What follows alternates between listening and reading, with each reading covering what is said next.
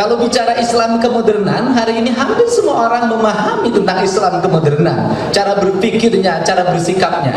Tetapi ketika bicara keindonesiaan ini yang belum selesai. Kenapa belum selesai? Karena pada hari ini ada sebuah dogma yang berkembang dalam cara berpikir kita Islam kita, bahwa Islam itu akan kafah kalau kita menjadi Arab.